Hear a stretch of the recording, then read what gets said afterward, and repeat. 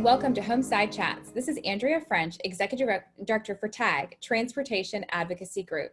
Today's episode, I'm joined by Fort Bend County Precinct 1 Commissioner Vincent Morales. Welcome, Commissioner.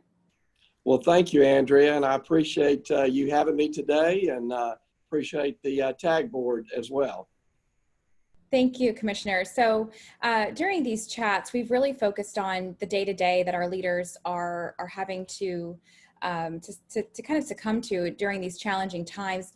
And we know that your leadership and your service has always been tremendous, and especially during the COVID pandemic. So can you share a little bit about what your days have looked like through these challenges?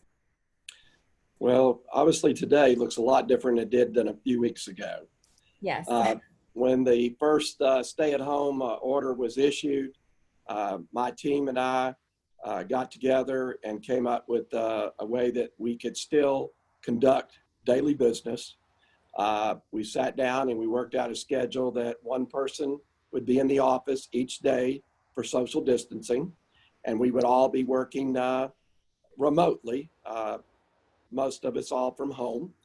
I would come into the office a couple of times a week because we were conducting Commissioner's Court video conferencing, and we still had to come in and sign plats. So I would always, on the following day of Commissioner's Court, I would come in and sign plats, first assigning them right after court, and then I would come into the office that day.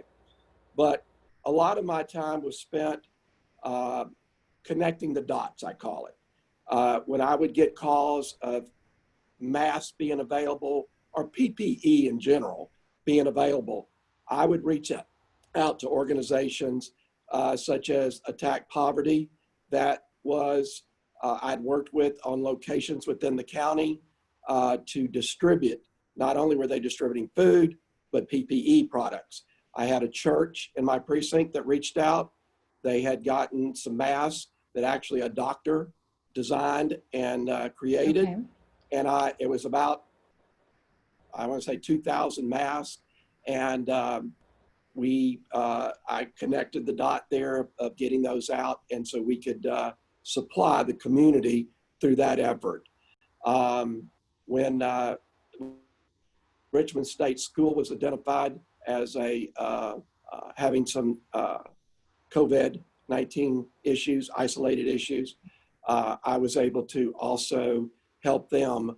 One of their board of directors called me, and I was able to help them get some PPE to help all those that were there. That's really what we did during that time was working to connect people with PPE, businesses. I was on the phone with a lot of businesses during that time that needed help, and but still, road bridge was working limitedly. Drainage was working as well.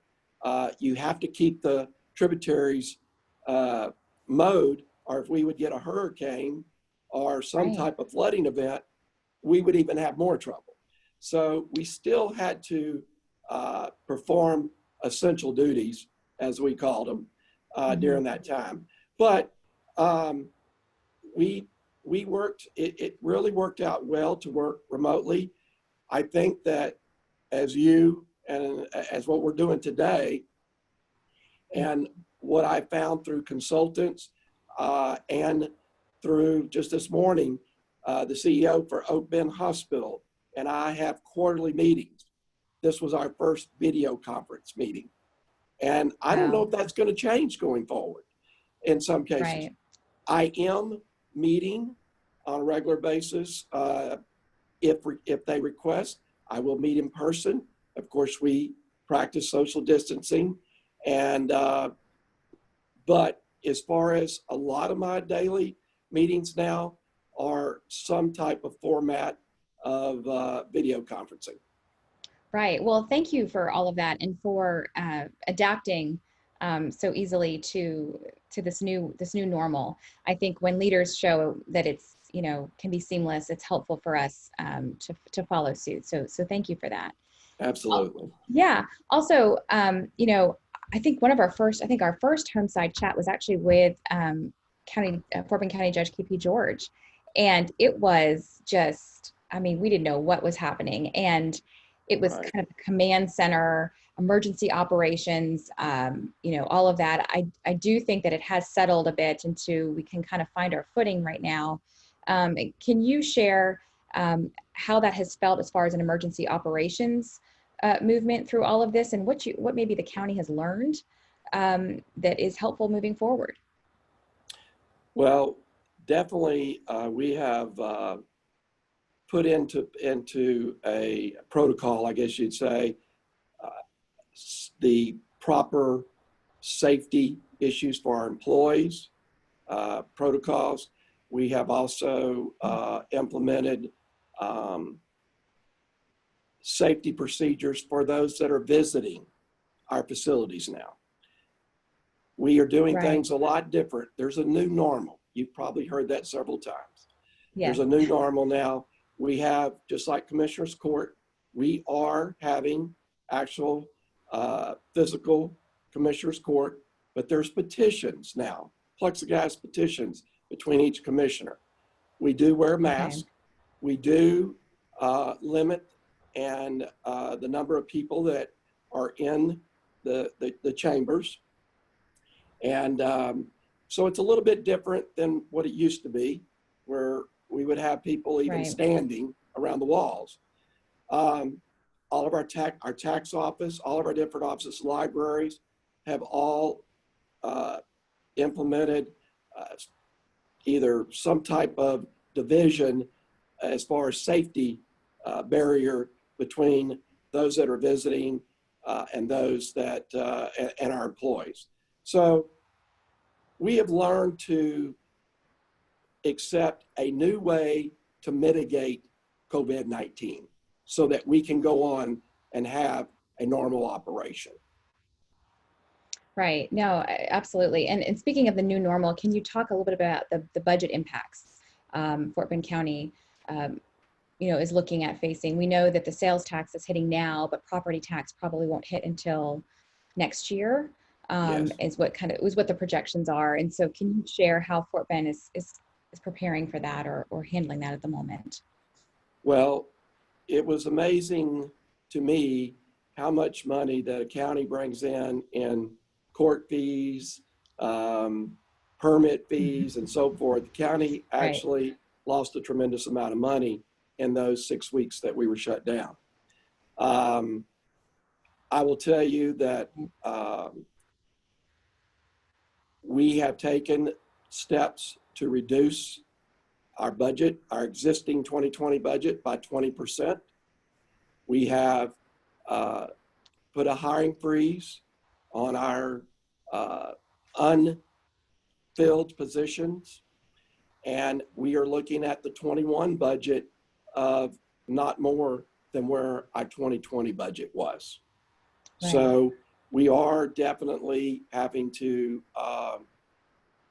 make sure we tighten the belt so that the impact of the property tax values, how they will adjust themselves for next year. We're preparing for that.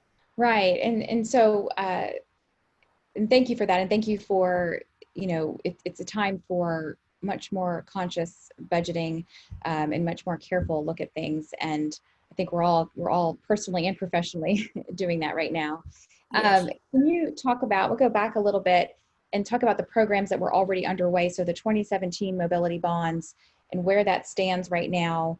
And if anything's kind of impacted with that, and then looking ahead towards whether or not the 2020 bond is still going to be on the November ballot. Yes, Andrea. Fort Bend County has been very aggressive with mobility bonds over the past several years. In fact, the first mobility bond was in 2000. It was a small bond. And then a much more substantial bond was put in place in 2007, and then 2013, and then, of course, in 2017, right after I took office. That was a bond, a $220 million bond. It had 18 projects in Precinct 1, a total of 63 projects in the total county.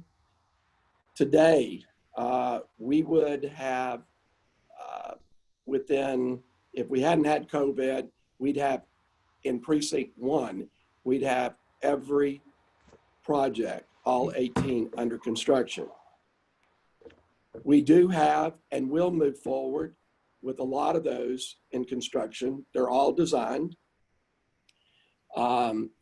What we decided to do to be on the conservative side is that we looked at what projects were public safety issues and what projects were connectivity for important movement of traffic.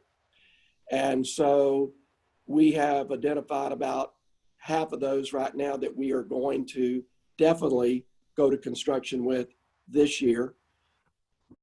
Probably as we see how things play out, we will go to construction with the rest of those projects moving forward into next year. The 2020 mobility bond, we're looking at about a $200 million bond. It may be a mixture of mobility and other projects that some of the other commissioners may see as a priority. Mm-hmm. Precinct 1 sees mobility as a priority. Precinct 1 is over 600 square miles of an 850 square mile county. And so mobility is very important as far as to my precinct. We are looking at, again, working with our partners, our municipalities. Rosenberg, for example, has 3 projects they would like. We're working with them. We're working with projects that we feel that we need to complete road projects from 17 as far as connectivity. Right. So we're working with engineering currently. I was first on their list. I met with them last week. They are going to each commissioner. And as it stands as of today, it looks like our 2020 mobility bond will be moving forward. We have a setback. We have to be cautious. Right. But we must continue to be proactive and to make sure that we keep the connectivity and the mobility in place for Fort Bend County if we want economic development to continue. So, Commissioner, I'll go ahead and ask about, I know freshwater initiatives are super important for you and for what you do with Precinct 1. Can you share a little bit about or updates on those initiatives? As far as one of the things, as you may know and others may know, as former mayor of the city of Rosenberg, we worked with Brazosport Water Authority. Today, Rosenberg receives 35 miles potable water that is being used today. And I will say that it is the most long-term, sustainable, and cost-effective plan probably in Fort Bend County. I was very proud of that initiative. I am working as the West Fort Bend Water Authority kind of falls under my precinct, and I'm working with that board and team to look at ways through the state, through the Texas Water Development Board, before Representative Zerwas left as being head of the Appropriations Committee. We visited in last session and talked about how we could initiate funding to identify what our needs are going to be for the county to continue to grow on the West End, and a study on how that would look and what is that going to take. So we're working with those types of initiatives right now. I am working with the city of Pleak, village of Pleak rather, that they have a developer at a mud that they're looking to bring water to as well. And so one of the things that, starting with Rosenberg, with the Brazosport Water Authority, working with that, working with the Westport Bend Water Authority, and working with the smaller cities on identifying areas that we can get water where we don't have it today is been very important to me, because that's what's going to create sustainable growth for the west end of the county and Precinct 1. Right. Yeah. No, thank you for that. And thank you for your leadership on that. Speaking of session, and we will miss Chairman Zerwas tremendously. Yes, we will. For many reasons. Can you share, looking ahead at the session, the county and I guess even local, state, and federal right now, right? There's so many moving parts. What are some of the other issues and asks as it relates to infrastructure, or even county budget, you know, that you all are really looking at as we move towards 2021? Well, I'm hoping that the state, I'm sure, is going to have, Comptroller Hager's going to have some challenges on his hand with the state budget. Right. I just hope that that does not hurt or hold back transportation funding. Right.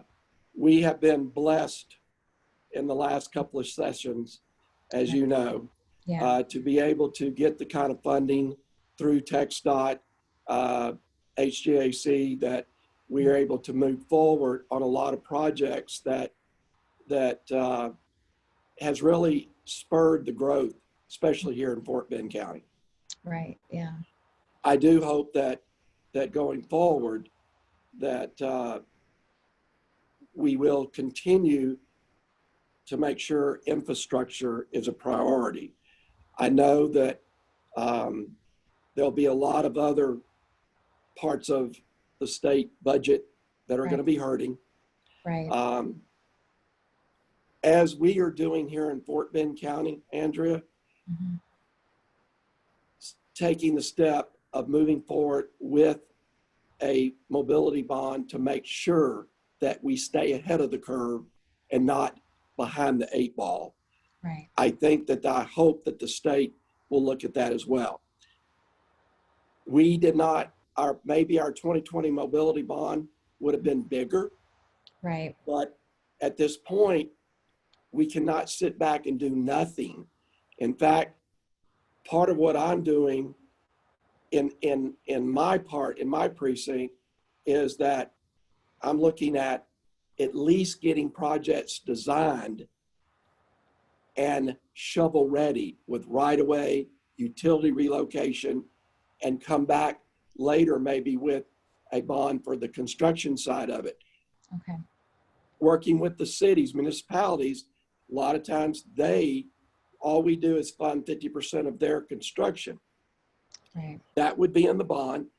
But from a county standpoint, I want to get as many projects ready so that we can move forward. Because right now, if you look at it, the 17 bond, 3 years later, we're now going to construction with all those projects. So there's time in there, but if we wait, we will be behind the curve. Right. If we wait and hope that things get better in 3 years. So the county is continuing to take an aggressive approach, as it has previously, to move forward. Hopefully the voters will see the benefit of that, because it is important for mobility purposes, or we will be hearing from the voters that they're sitting in congestion. So what we're hoping is that we can at least create some balance there, I guess you'd say, that we can be conservative, watch the budget, but also continue to move forward. Right. Yeah. No, that is absolutely, I think that the framework that we all need to look at moving forward. And one of the things that TAG has talked about is that not only is it an investment in continued mobility, but it's an investment in job creation and job Yes. stability. Yes. And so that's when TAG is, we're really working hard on our agenda right now, our legislative agenda. And we had kind of what we called the kitchen sink agenda for many sessions. And we still want to provide kind of the cafeteria menu of options for our legislators because they need them now more than ever. However, we do understand that the critical focus of our agenda and the main focus point is going to be the job creation piece. And so, because we feel that that's going to be a lot of what's going to help lift us out of this, is looking at the industries and the sectors that can really catapult us out of the high, unemployment rates that we're having. Yes. And so this is one of those industries, and we are fortunate that it is a job generator, and it can be a quick job generator. And so that's really been our focus at the federal level as well. Any of that stimulus money or backfill money or reauthorization funds that come and trickle down to the states. You mentioned, right, wanting to be ready and have things that are shovel ready, and that's so important. That's so what I told somebody this morning, that, if you have it shovel ready, you may end up with a windfall that, hey, you can just pull it off the shelf and get it done. And it moves it up probably by at least 3 years. Right. Yeah. And I think too, one of the other things we're looking at is the money that comes, that there is a little bit more flexibility for projects that maybe aren't shovel ready for the municipalities, which are subject to a bit more stringent planning guidelines.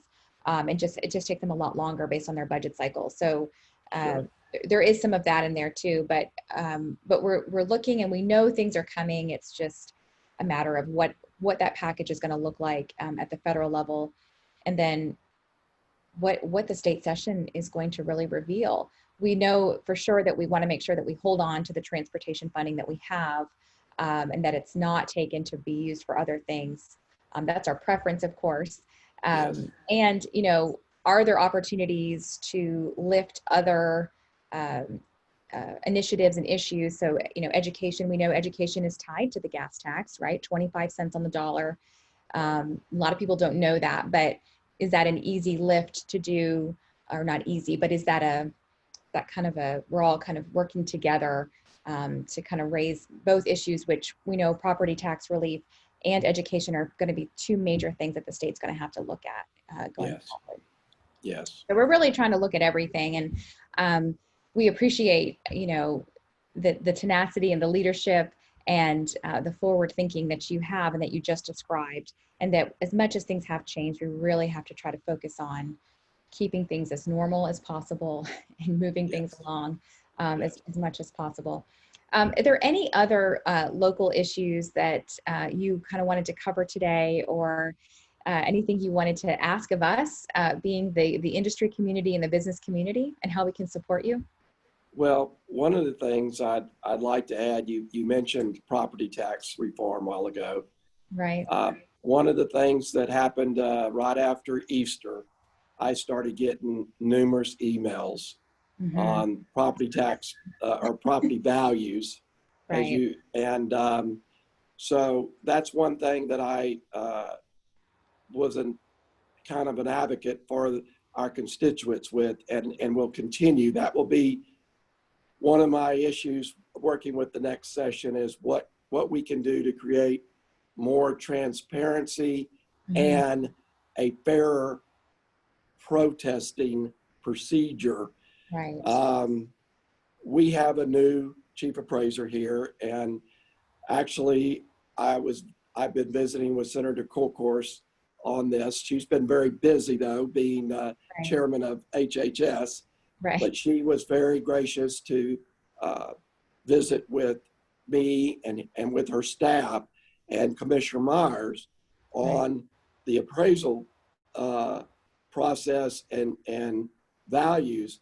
Precinct 1 and Precinct 3 saw a tremendous increase in property values versus the eastern side of the county in Precinct 2 and Precinct 4.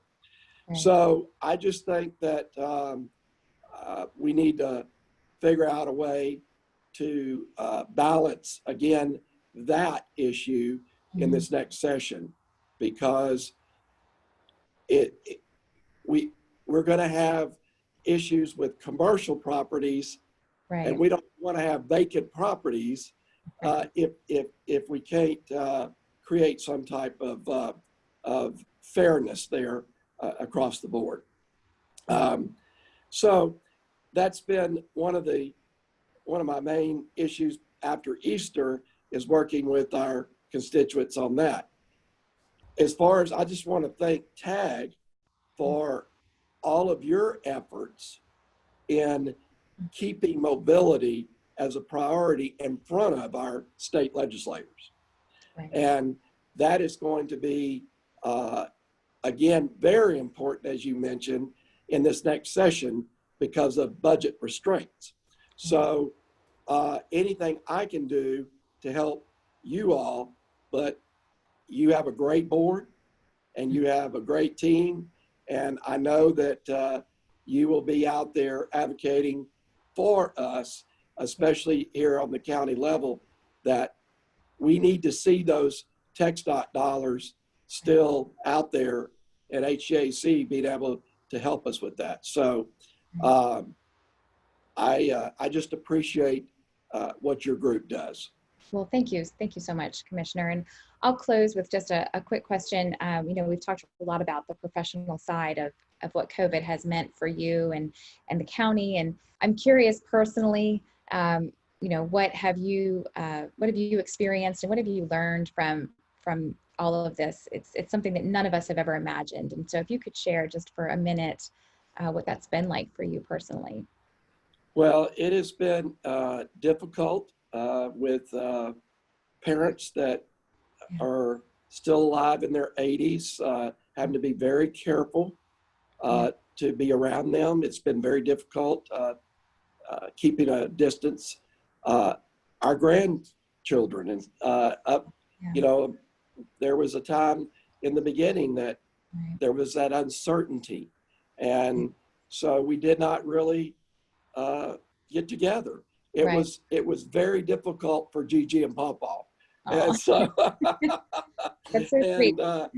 And so it has been over the last few weeks, we've learned to balance our lifestyles a little bit to where we make sure that as long as no one has any kind of sickness at all, that we're trying to have more time with the family. Right.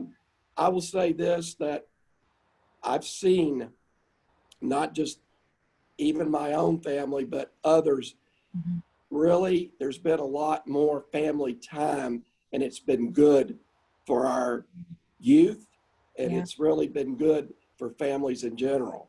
And so I know that where we are just, my wife and I would go out to eat every night. Right. We don't do that anymore. Right. But we do continue to support our local restaurants, either take out and now starting to dine in a little bit more. Right. But I will tell you that it really kind of brought us all, our lives, we were moving fast and furious. And it seemed to bring balance a little bit to our lives during this time. So. Absolutely. And I think I thought I was somebody that moved pretty mindfully and relatively, slow. And it made me realize, oh no. Yes. And so it's been so instructive for myself and for all of us, kind of moving forward and focusing on what's important and bringing that with us as we walk kind of towards what might be normal again. That's right. The new normal. New normal. Yeah. Well, Commissioner, thank you so much for your time today and for your leadership. And we will definitely follow up with you on the mobility bonds and any way we can be supportive of that initiative, as well as we look towards the state session and our agenda and keeping you informed. So thank you, Andrea. And thank you again for having me today. Thank you. Have a great day. You too. Bye-bye. That was Homeside Chats. We hope you enjoyed our program today. This series would not be possible without the support of our 2020 mobility partners. We thank you. Stay tuned for more episodes of Homeside Chats.